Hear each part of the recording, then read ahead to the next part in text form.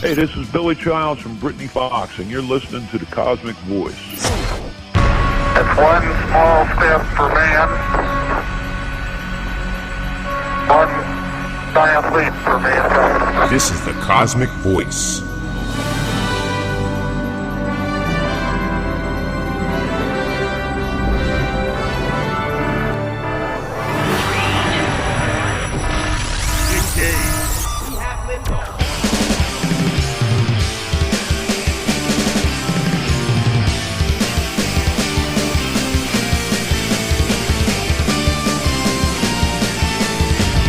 Cosmick Voice. Music, talk, and nothing but business with your hosts, Chris Natalini and Mick Michaels.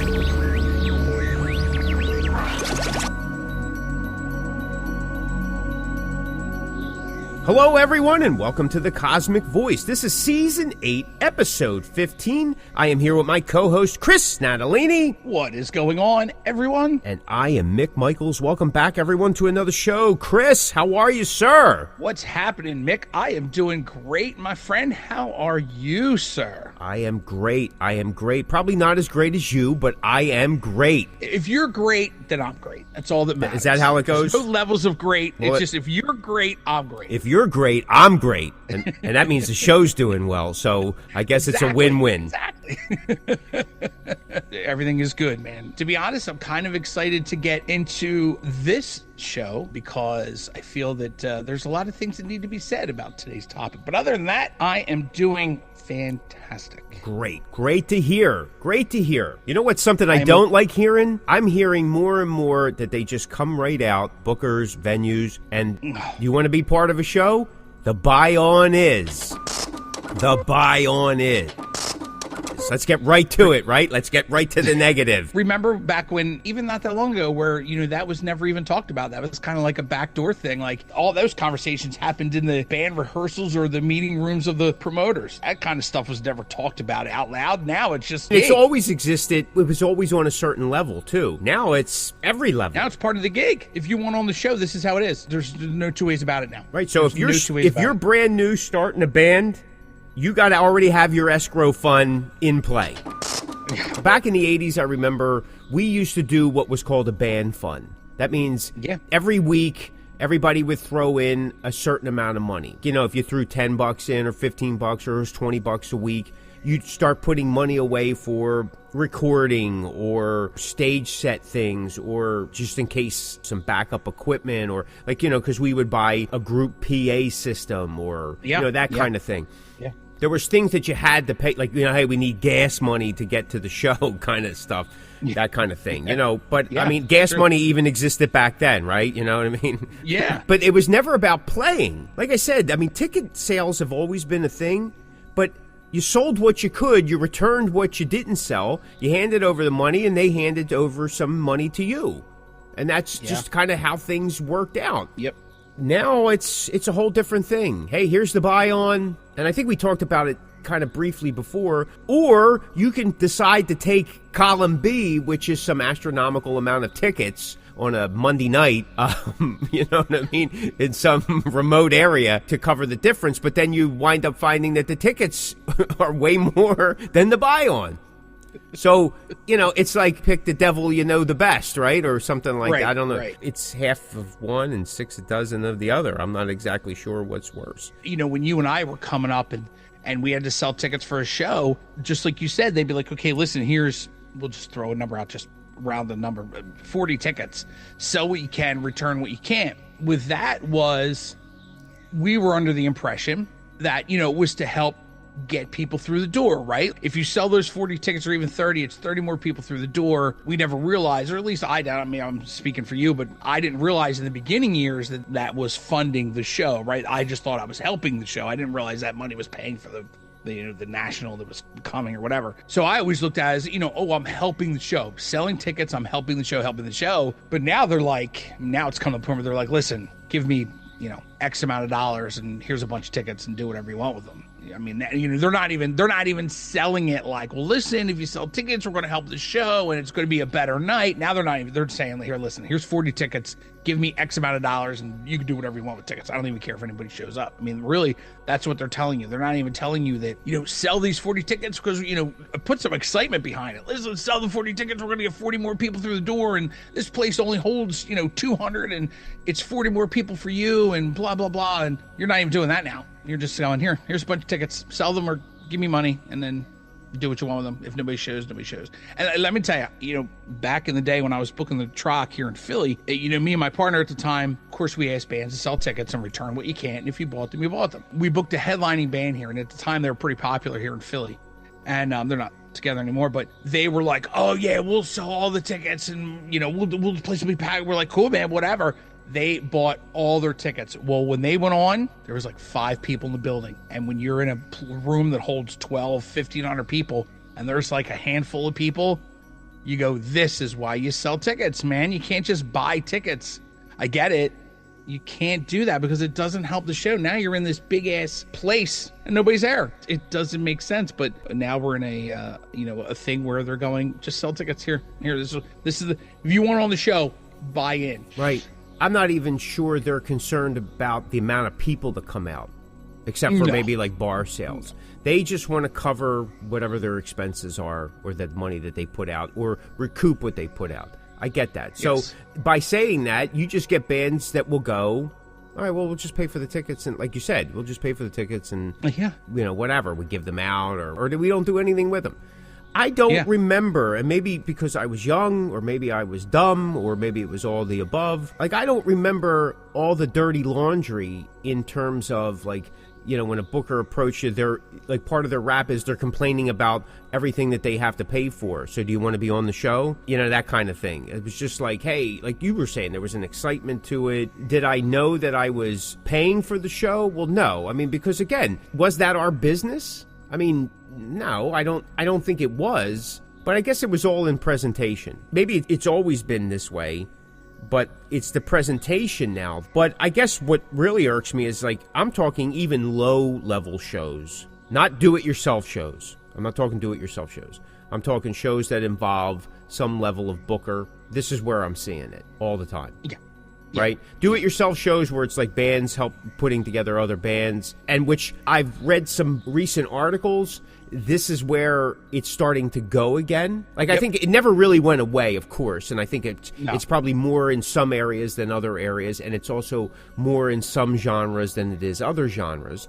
But it's starting to become bigger again across several different platforms. Several genres, several areas. It is. Because bands are running into the same issue everywhere from coast to coast. Mm-hmm. I don't know what it's like in Europe these days. I'm not really worried about it. But in the U.S., talking to different people in various parts, it's pretty much the same thing everywhere. Different levels of it, but it's pretty much the same model now across country. Yeah. I mentioned it in another podcast. I was talking to somebody out on the West Coast, and they were asking me about how things are done here, and I just said, you know, this is a generalization. He said, well, he goes, I thought maybe it was just me experiencing, but it's very similar there as well. So this do-it-yourself attitude is starting to take rise once again. They're actually doing it in venues that maybe normally don't have a live event happening like in this nature. So finding venues that are open to that may be the difficult part right now.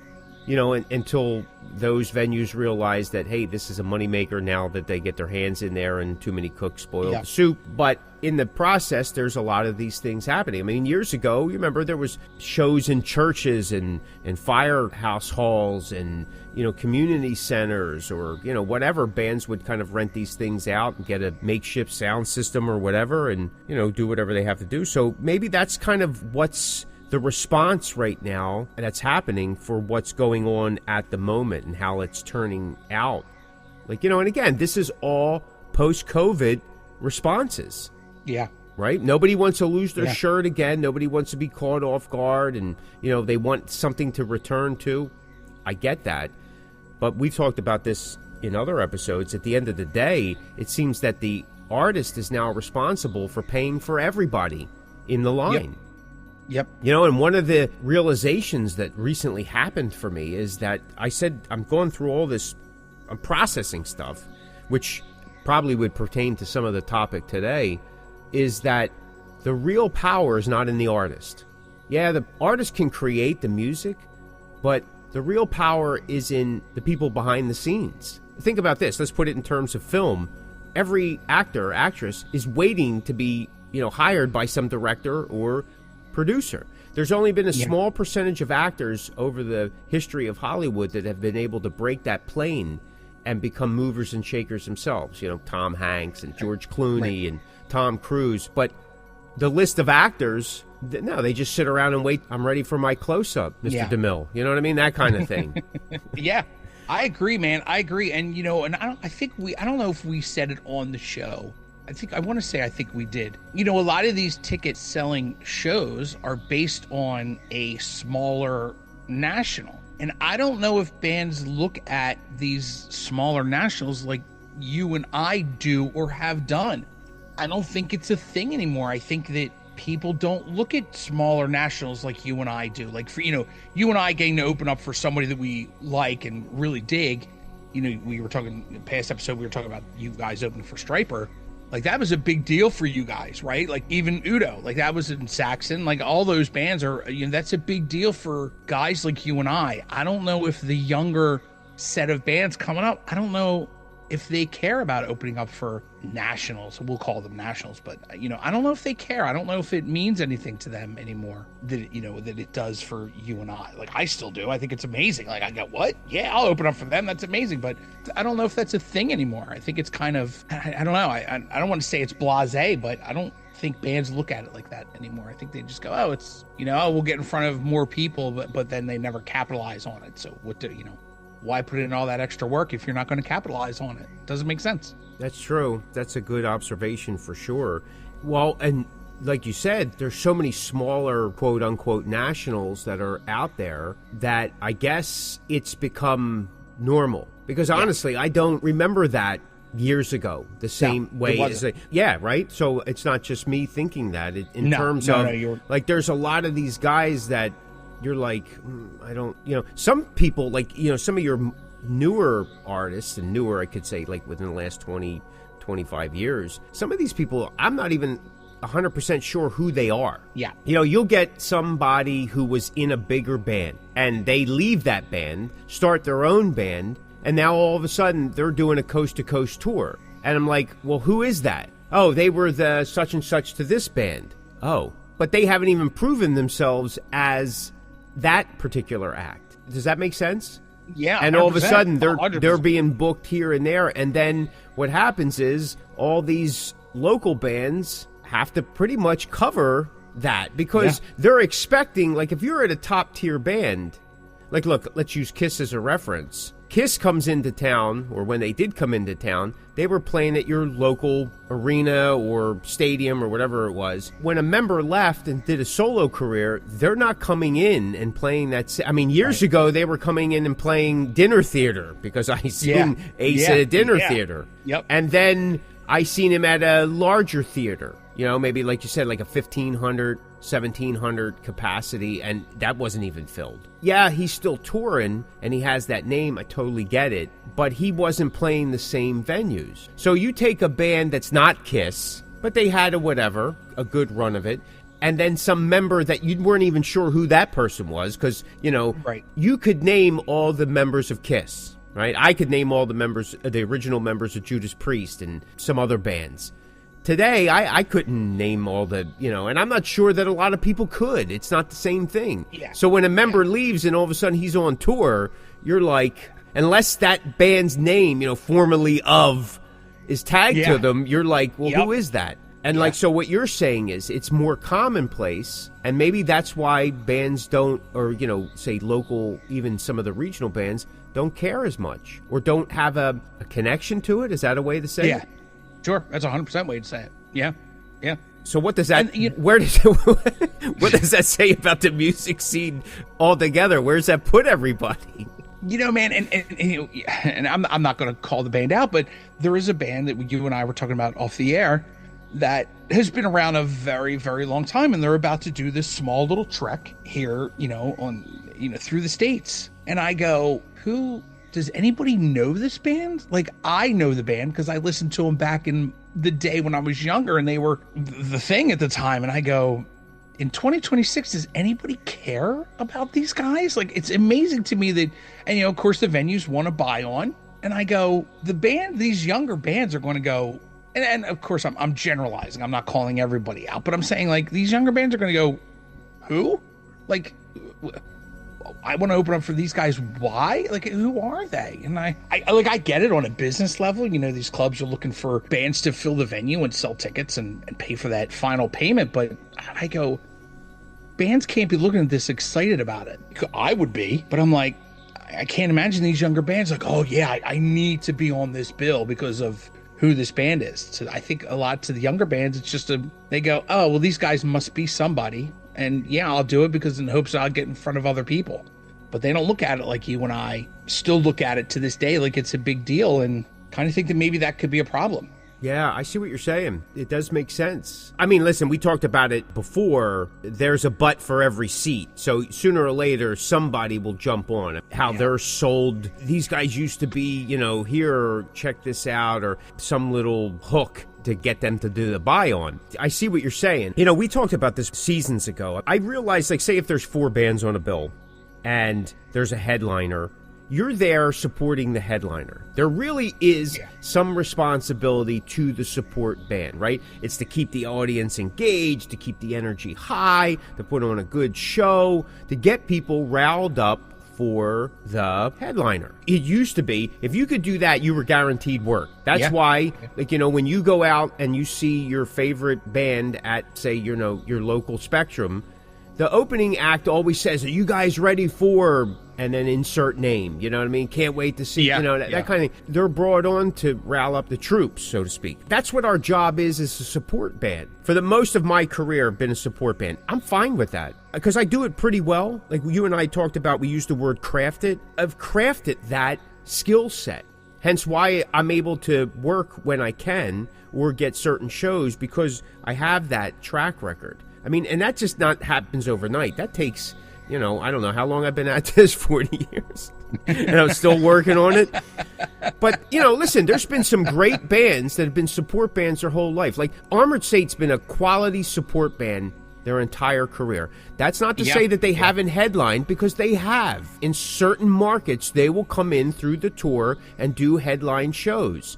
Mm-hmm. That's a testament to their ability to pull a crowd. Do you see what I'm saying? But I also think that they're smart enough to realize that they may not be able to support a coast-to-coast headlining tour solely on their own. That's not saying that they're not good enough. That's just good business. They're still in the business. I mean, just in the last couple years, for different bands that I went to go see, I must have seen them like 5 times opening up for different bands. And to me, it's a solid, fantastic show. And the crowd, you know how, like, again, you see these bands that you want to go see, and it's always light attended for the opening acts. Never have I seen it light attended for Armored Saint. Yeah. That's just my opinion. Whether you like them or not, it doesn't make a difference. Live, they are a solid band. And they know what they're doing. Quality guys. But when you got to sit around and you're wrapping your head around it, how do you do this? But as a support band, you're supposed to do your job. But you'll often see they become shows inside of shows.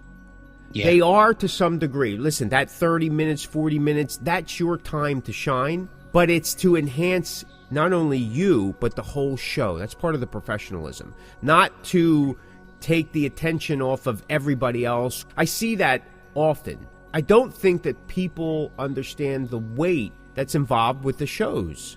And maybe I'm overthinking it. Maybe I'm like way off. But when you were brought in to be part of a show, there's a responsibility. Like not only the obligation that once you say, yeah, I'm going to do it, but there's a responsibility to give it your all. Like, I mean, you want to perform just as well or better than the headliner. It's not like you're in competition. The level is brought up. The level is brought up, which is a challenge for a band. And what you should be doing, like, hey, man, and this is maybe a crazy example, but if I was to open up for Judas Priest I just need to do it once, and then I'm definitely retiring. That's it, baby. I did it. I'm okay. Fingers flying high. I don't care what you say about me. I don't care if you hate the music. I opened up for Judas Priest. Done. But if I did that, why would I go up there and play less than? Just because I got the gig doesn't mean that it gives me the card to go, I could just kind of phone this in. No way, man. I want... Right? I mean, you're laughing because you've seen bands do that. You've seen them. Yes. Oh, I got the show. That's good enough. No, it's not, man. That performance level, because if you're going to go out, you go out guns a-blazing. You want to be like, oh, my God, I seen you open for Udo, and, man, it was amazing, or, whatever the case may be. Hey, I seen you open up for Judas Priest, and, man... You know what I mean? I stopped listening to metal after that. Well, I don't know. Is that what you want people to say? No. You know what I mean? So, I don't know. Maybe I'm whacked. Like I told you before, maybe I've taken the wrong perspective all these years. Maybe I took it too seriously. Maybe this show should be how to get away with barely doing anything and still make a splash. I don't think that it's that, because we've done things that, let's be honest, and I don't want to sound like we're patting ourselves on the back, but we've done something right because you and I have done things that most bands will never, ever get to do. Oh, well, that's true. Yeah, I agree there. But we don't live off of that. We don't. No, we don't sit there and go, well, I've done this. Yeah, I mean, we're always trying to move forward because that's what's important. If it's just a local gig, I'm not just phoning in a local gig. It's just like not in my nature. Nope. Like I said, maybe there's something Freudian wrong with me. I'm not exactly sure. I don't have the money to go get help. So we did a podcast. I'm trying to work it out here. But I look at it, it's like anytime we take the stage, this band takes the stage, or any band that I was in, we take the stage. It's like, you got to do your job. You and I talked about it before we went on air. Like, if you're going to do something, you need to do it right. You need to do it well, or don't do it at all. Yeah. It doesn't matter, even if you don't like it. If you don't like it, then don't do it. Right, 100%. If you can't do it, don't do it. It's Russ the Boss. Take it down. Johnny D from Britney Fox. This is Stephen Pearcy from Rat, the Rat Bastard. You're listening to the Cosmick Voice. There's a little comedy skit, and you may have seen it, people may have seen it, and I'm going to paraphrase it, from John Cleese. If you don't know who John Cleese is, I can't help you. He says the thing that stupid people don't know that they're stupid because they're stupid. And there's actually scientific research that was done on that. And this is not the whatever. If you're not good at something, you're not smart enough to know that you're not good at something, because you don't have the ability to know that you're not good at something because you can't do it. So you start living in this fantasy world. It's true. It's so true, man. It's so true. Right?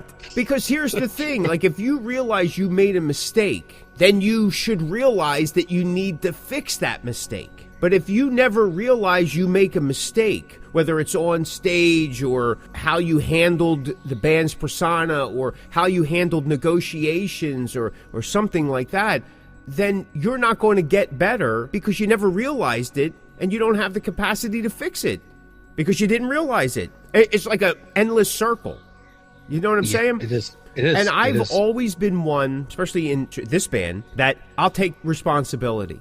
Because, hey, something went wrong, I take responsibility for that, and I take responsibility that it ain't going to happen again, and I'm going to fix it. Maybe that's thinking too much, too hard. Maybe that's taking on just too much on my shoulder, whatever. But that's how important it is to me. So even if it's a local bar show and something didn't work out, all right, guys, listen, it didn't work out. We got through it, but here's how we're going to fix it. I think having some level of engagement to what you do gives you the foresight to fix things or overcome challenges that you're confronted with. Because the truth of the matter is, you're always going to have challenges. Yes. Right? Yes. No matter where you are in your career. Yes. Even at the bottom, there's plenty of challenges. And you're always going to have missteps because, it's part of the human condition. And it's okay. It's how we handle those. We fall down 7, we get up 8. The only reason you can get up 8 is because you've learned how to fall and pick yourself up 7 times before. I mean, that's what it is. I fall down once, I never get back up. Well, okay, there you go. If that's your motto, that should pretty much give you precedence not to do anything at all.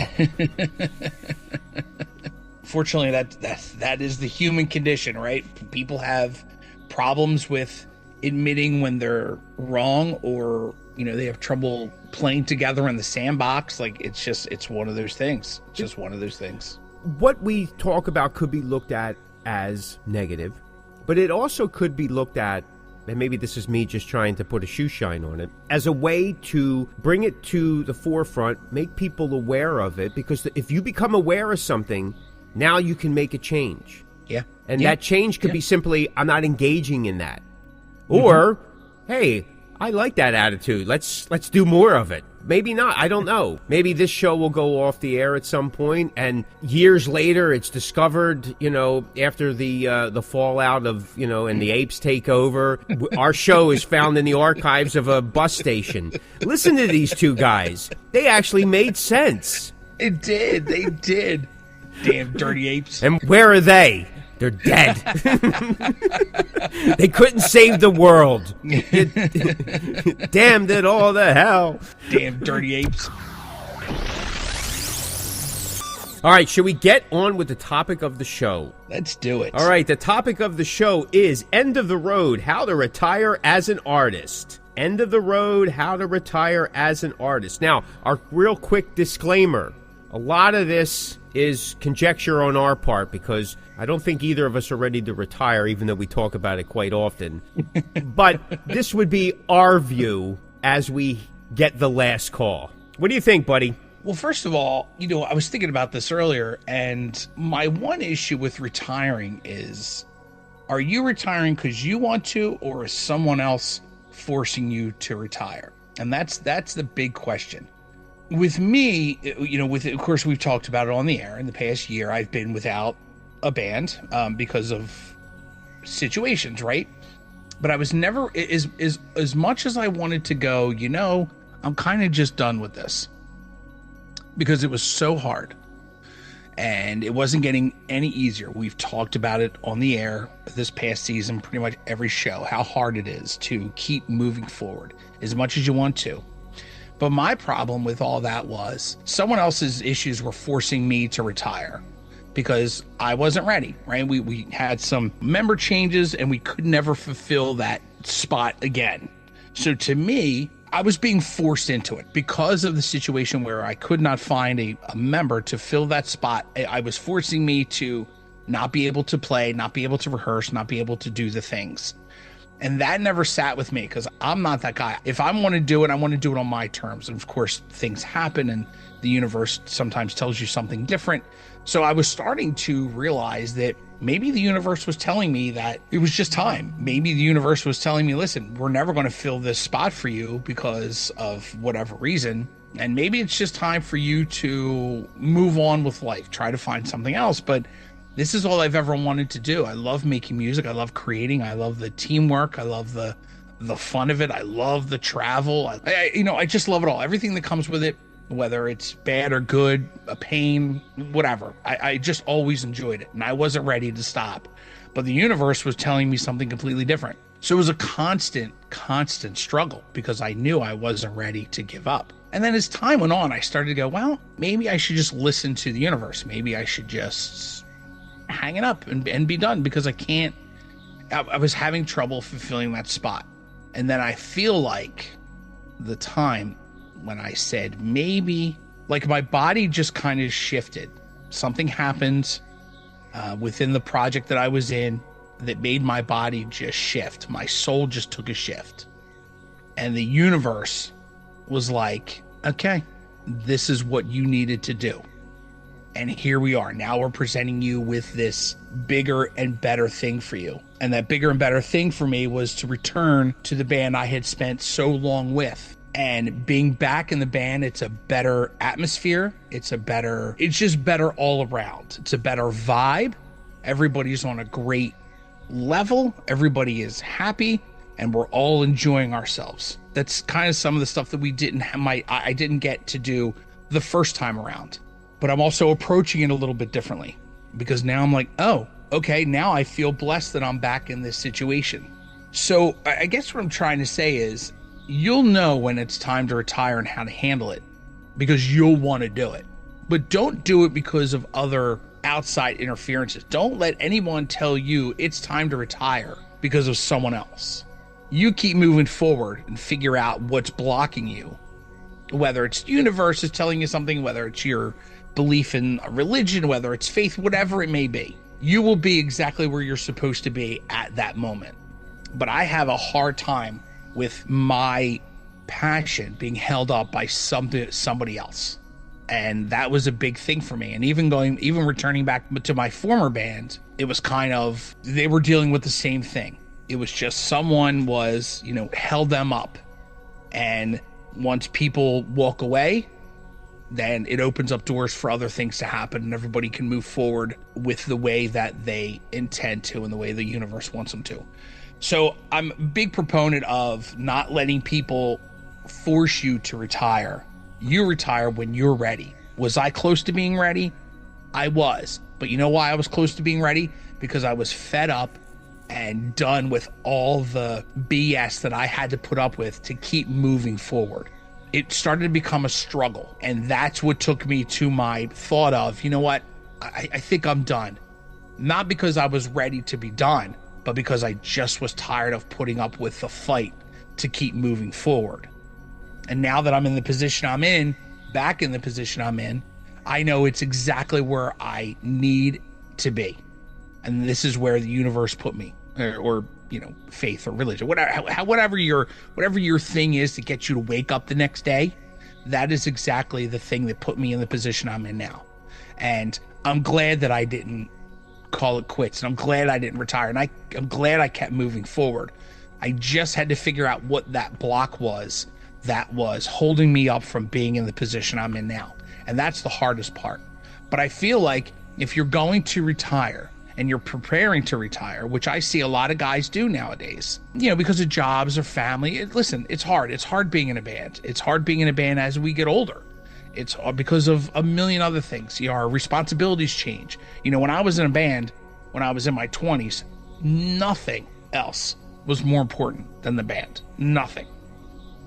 But now that I'm an older guy, I'm in my 50s, there are other things. There's, aging parents. There's people's, people in your band, their parents or their kids or their wives or husbands or boyfriends or girlfriends or jobs or, whatever. There's, homes to take care of and cars and payment bills and there's all kinds of other things that we have to deal with as we get older. So when you are ready to retire, you just know when you're ready. And that is the hardest thing, is when to admit to yourself. Now some people can just throw their sticks or picks in the air and just go, I'm done, I'm over it, I'm done. And that's cool too. But I think that don't let anyone else tell you to retire. You decide when to retire, no matter what that looks like for you. And I'm a big proponent of that because I was very close to just going, I'm done. And here I am. So I think that the important thing is here when we talk about retiring is don't let anyone tell you when you're going to retire. You retire when you're ready. And you'll know when you're ready. You will know because like I said, I was close to it because I just knew that it wasn't going to get any easier to keep moving forward for me. So I was like, you know what, maybe I'm just done. And there are a lot of guys and girls that decide at that moment that that's when they're done, when it just becomes too difficult to keep moving forward. But I think that's the most important thing to know is you will know, you'll feel it in your soul, you'll feel it in your bones when that passion is gone, when you're just unhappy with doing what we do. You'll just know, you will just know. And that's when you have to kind of admit to yourself, look in the mirror and go, okay, this is it. I'm moving on, and see what the next step is for you. I totally agree. I mean, it should be a decision that you do solely on your own. Depending on your career, sometimes external factors, health or, injury may do that. Of course. And I mean, of course, that could happen in the music too, Last night I almost fell off the stage just because I'm getting old and can't walk around. But that happens. The heat got to me. It was crazy. And at that moment I says, maybe I should hang this up because I can't stand anymore. But yeah, I totally agree that it's definitely a choice that should be made when you feel it's time, right? And like you were saying, there's something inside that says, okay, this is it. And you're comfortable with that decision. You know, sometimes when you're uncomfortable with the decision, like you said, when there's other factors, like other people or other situations that may be kind of pushing you to that, and people make that decision, even though it's somewhat uncomfortable, maybe it's not the best. Maybe retirement isn't what you're looking for at this point. Maybe it's just a break or a hiatus. And then you come back refreshed, regrouped, and then maybe you get a little bit more time out of it. Retirement, especially in the music business, does retirement in the music business really ever happen? Because we've seen a lot of big bands say they're retiring, they signed contracts in blood and threw away the key, but then all of a sudden they came back. So maybe retirement doesn't really happen in the music business, and maybe it does. Because guys retire and then they write their memoirs and unreleased tracks, and, you know, all of a sudden they're back on tour doing a speaking engagement, or they're on William Shatner's metal album. You know, it could be anything of that nature. You are listening to the Cosmick Voice with your hosts, Chris Natalini and Mick Michaels. I don't think it does. I think that we are such an odd breed of person when it comes to music being our passion, that we can never retire. And especially now in 2026, where you may retire, but what are you actually retiring from? Are you going to retire from touring and playing live? Because we all have the capability to write at home, and now everybody can share files, and you could have a full record done and never leave your kitchen. What exactly are you retiring from? You're retiring from playing live and traveling? I totally get that. But are you retiring from playing music at all? Well, I don't see a lot of that. I see more people retiring from the stuff that goes into being in a band, the touring, the traveling, the shows, maybe the shows don't do well and you're 6 weeks away from home and you're living in a van, or, you know, living on a plane, eating crummy food and, you know, drinking warm water, and, you know, it really kind of depends. And that's okay too, because being a musician, you have that option. You could still be a musician, just not a traveling, working musician. You can sit at home and record and still get your passion out, just doing it on a different kind of level. Well, let me ask you something. So when you were considering retiring, was that what you were considering, or were you considering everything? I was considering stopping what the work I was putting into to try to move forward. In other words, I was just going to say, and I keep putting this out there, and I don't want to sound all hippy-dippy, but the past month for me at the time of recording this, it's just been such a weird, amazing, blessed time of my life. I was just ready to go, you know what? I'm done trying to fill this spot in my band, and I'm just going to let things lie and walk away and say yes to other things. You know, if something comes across my desk, you know, somebody wants me to do vocals on something or help record or do another podcast, whatever, I wasn't going to say no to it. So I wasn't really retiring from everything when it came to communication or music or, you know, talking on a podcast. I was just kind of retiring from the band because I couldn't find that member. And in my head, I'm thinking to myself, if I stop looking for a member to move forward, maybe the member will come to me. Like, maybe I'm just putting so much work into finding somebody that I'm missing something. So maybe if I just kind of take 2 steps back, let it lie, maybe someone will fall into my lap. And some things kind of happened, which isn't important, but some things happened and my whole world completely shifted. And I feel like because my world shifted, because whatever was blocking me, I finally opened that door. That's what the universe was waiting for me to do. And I know I keep saying universe, and I'm sorry, but I don't know how else to put it, because, again, it's been such a weird, crazy time in my life right now. And it was just weird how all this time I'd spent trying to decide on what I was going to do, working hard to fill that spot. And I finally look at myself in the mirror and go, you know what? I'm going to take a step back. And man, as soon as I did that, 3 days later, I got this phone call, and they put me back into the position that I'm currently in, back with the band that I'd spent so many amazing years with.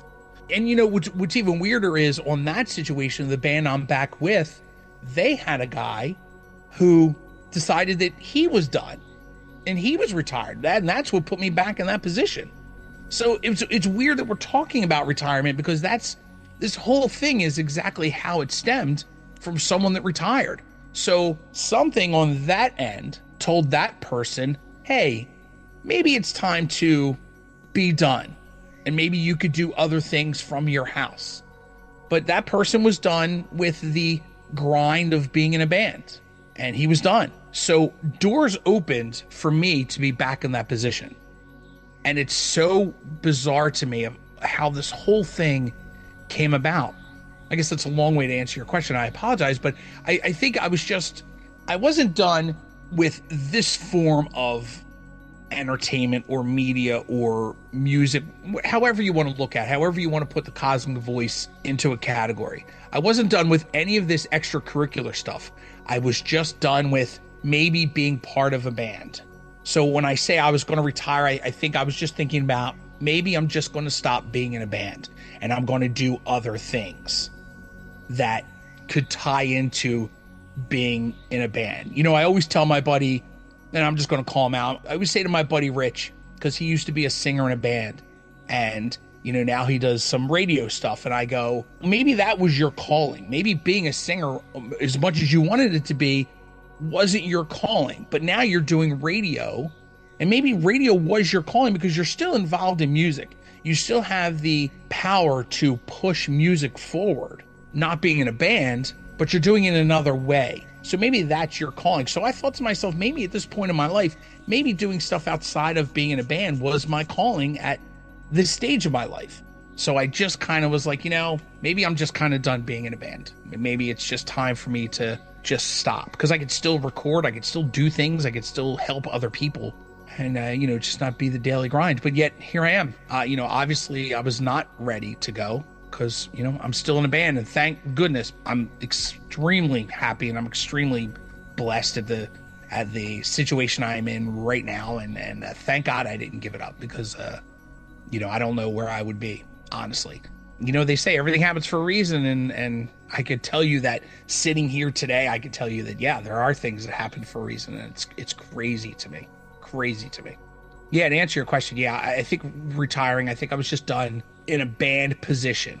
If another band came along and needed a singer, and I was like, yeah, I'm in, I wasn't going to turn things down, but I think I was just done with trying to move forward in the position that I was currently in that moment, looking for a member of that band. Yeah, makes sense. It's awesome. Like Rockstar 2, the movie, maybe you. It's possible.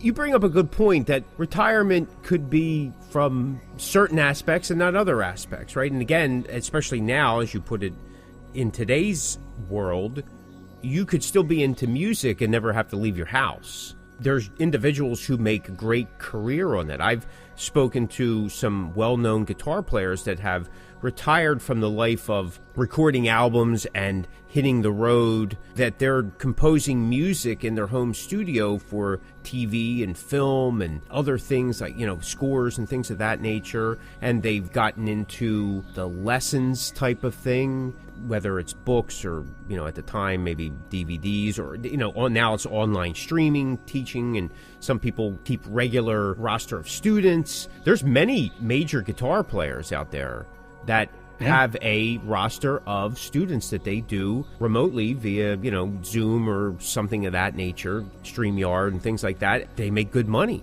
Yeah. If that's the goal to make, you know, to keep a job, so to speak, then do something that you're already good at. For some of these guys, it's a little easier because they have a name. It's not like some local guy could do the same thing. Not to say that they can't, but it would be a little harder unless you've already come into the fold with something of that nature. I've toyed with the last couple of years myself with like, hey, maybe I need to hang this up. There's certain aspects that just don't seem to be as beneficial or whatever. And I know I've talked about it, that when the decision comes for me to make, like, hey, I'm done, I think that I am going to close the door on everything, simply because my issue is I can't just do this without doing this, which means I need to do this and so on. So maybe there's a little OCD, maybe the problem is mine. But I want to get to the point where I've made the decision, and we've talked about this over the last couple seasons, that a lot of bands, especially of my age and, say, genre or style or years being in the business, you're being pushed out. Bands have a 5 to 7 year lifeline.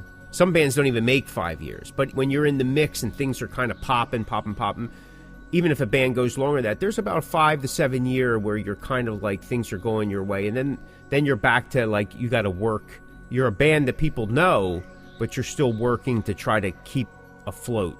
And some years are harder than others. I mean, that's the truth of the matter. I mean, this band that I'm in now, it's 15 years, and some things are way harder than they were 10 years ago. One, because of the way the world has changed, but two, because of we've been around too long, in a sense, and there's a level of passé, and there's new blood constantly coming in, and people's interests, taste shift, and so on and so forth. So we're constantly trying to find a different way of doing things. But when I made the decision to, okay, I'm not retiring yet, but I'm going to change how I'm doing things. And I've said this before on the show, like I'm taking different roads or going back over some of the old roads that I enjoyed doing that I stopped doing because we went in different directions. And I have found that things are kind of, the other doorways are opening. The other realization that the true power is not in the artist, it's in the people behind the scenes. I've always been a behind the scenes guy. I enjoy that way more. I'm stronger in that. And I think that maybe that's where I'm going to go at some point. And people go, well, you know the old saying, those that can do and those that can't teach. That's just a BS routine. Because even those guys that can do and they drop out of whatever, they wind up teaching. Like a lot of actors, they wind up teaching other actors because guess what? They need a gig. They need work. Right. It keeps them relevant. Right. That's the problem. We don't have enough good teachers these days. Hence why we're in the issue that we're in, and, America's on the low end of the educational spectrum. But that's for another show. Ba-bam-bam. But yeah, man, listen, like Chris said, you do it when you're ready to do it, and you do it how you want to do it. That's the way I look at it. This is a tough business. Sometimes it's the luck of the draw, but it's also where you've already been, what your experiences are, and what people know you're capable of. So that luck of the draw goes in more into your favor. It's not just like random luck. Yeah, random luck. Some people look at it as, like Chris said, everything happens for a reason. You missed that accident because you were caught at the pump. Or to me, it's always that mindset, like in The Walking Dead. As soon as you accept it where you're at, next episode, that character died. So sometimes to make room for something brand new, you got to get rid of something old. It's true. It's so true, man. That's the way sometimes the world works. The universe works. God works. Faith works. Whatever you want to call it, it doesn't matter. You got to believe in something larger than yourself, and some things then kind of get into perspective. And again, me going some different routes and doing some different things, I got some projects in the works that hope to be able to talk about in the coming months that I never expected to be in. There was always that dream and that thought of doing it, but it's a lot of behind-the-scenes stuff, and that's where I think I flourish most of the time. I'm excited about it. So you do things, and you work hard at it, and you do your best at it, and other doors open, if you're diligent at it. Doors aren't going to open if you really didn't do anything. Listen, there are some people that just fall right into it, right? There is. Yes, you know what I mean? And you wonder, but the problem is they're constantly in and out of things. They fall into stuff, but they're never able to really make a splash or make things last because they're not putting in the time. So you do it when you want to do it. What do you think, Bud? Anything else you want to add? No, my friend, that is it for me. Well, listen, good luck to you, because you deserve it. Good luck to everybody out there, because you know what? You deserve it as well. And you do it the way you want to do it, when you want to do it. If you like that episode, check out some of our other episodes at www.thecosmickvoice.com. Step into the Cosmickverse, and you'll never have to retire. Just press replay. Thanks so much for listening. This is the Cosmick Voice.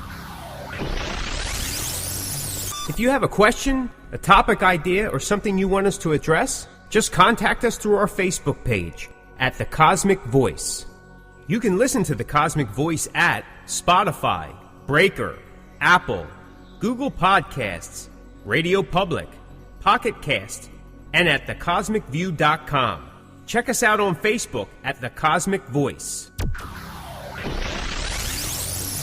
All right, folks, that's going to do it for us. If you're hearing this message, you've listened to the entire episode. And for that, Mick and I would like to thank you from the bottom of our hearts. And we hope you enjoyed this new episode. And if you did, please leave us a review on Apple Podcasts and Spotify. Also, feel free to let us know what topics you'd like to see covered in future episodes of The Cosmick Voice. And you can get in touch with us through thecosmickvoice.com and, of course, all of the Cosmick Voice social medias. Take care and be safe.